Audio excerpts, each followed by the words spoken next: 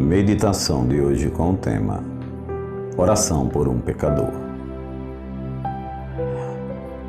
Talvez você já tenha orado por alguém, talvez você já tenha passado algumas madrugadas, até mesmo algumas vigílias, tentando orar, pedindo a Deus para que a graça e a misericórdia alcançasse a vida de alguém que se tornou um transgressor, alguém que havia cometido erros que esse complicou a sua vida, erros esses que fez com que o coração fosse machucado, a vida fosse agora transformada em uma vida de pecado, em uma vida de erros, sem saber que direção tomar, que caminho seguir, sem nenhuma orientação.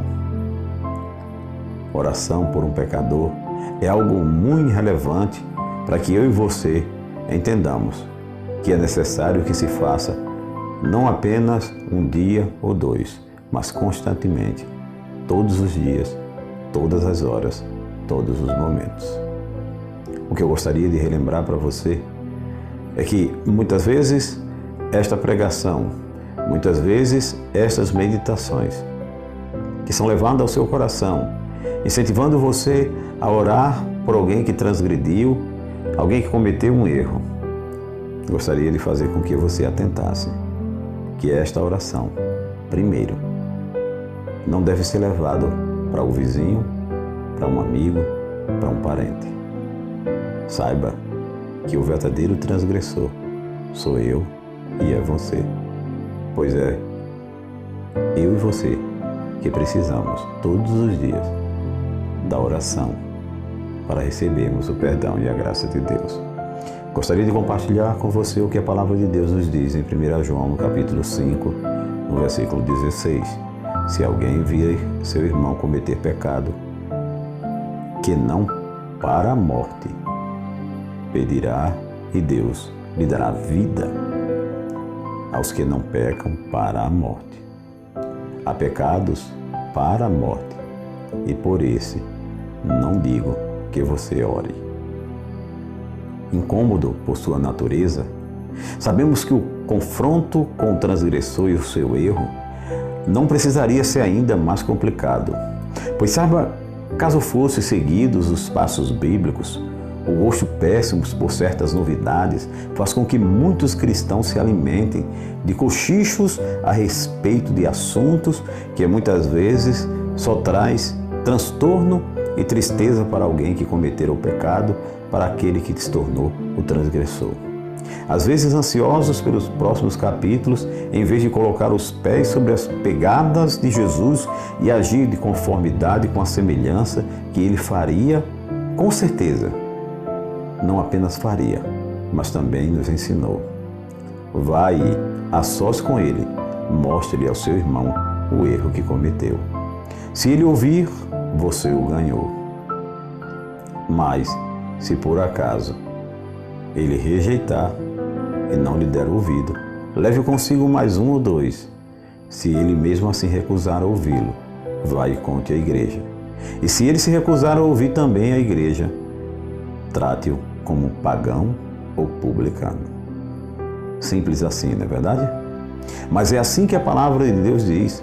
Quando eu e você não queremos aceitar o perdão de Deus por causa da nossa transgressão, quando não reconhecemos os nossos erros, é assim que a palavra de Deus nos diz. Eu gostaria de abrir aqui um parêntese, porque o que nós lemos aqui no nosso texto de hoje, para que você medite nessa manhã, lembre-se que eu li para você que diz que há pecados na vida que são pecados para mortes. Há pecados para a morte, e por esses a orientação é que nós não devemos orar. E você poderia estar se perguntando, querido amigo que está nos ouvindo hoje nessa meditação, se a Bíblia não cita que pecados seriam esses. Gostaria de compartilhar e dizer para você que é aquele pecado que eu e você cometemos constantemente e que todos os dias e todo instante estamos pedindo perdão a Deus, mas não há um arrependimento sincero. O que na realidade ali foi brotado no nosso coração é a palavra chamada remorso. Sentimento esse que nos faz ficar triste, chorar simplesmente por aquele momento. E ao passar, voltamos a praticar o mesmo erro. Pecados que muitas vezes nos levam à morte sem que Ele nos alcance, sem que o perdão de Deus nos alcance, para recebermos assim a recompensa eterna.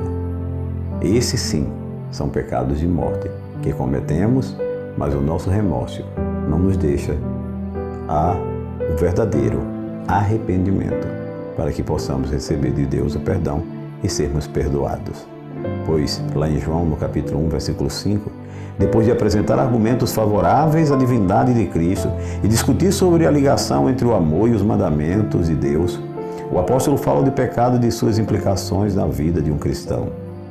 Ao abordar o assunto, João expõe o modelo pela qual os cristãos devem tratar o irmão transgressor. Nunca jogando pedra, nunca rejeitando. O conselho é que devemos orar em favor daqueles que cometeram delito, que cometeram pecados que não para a morte. E como já lhe falei, relembrando apenas, que tipo de pecado é esse? Certamente, o pecado cometido, reconhecido, confessado e abandonado.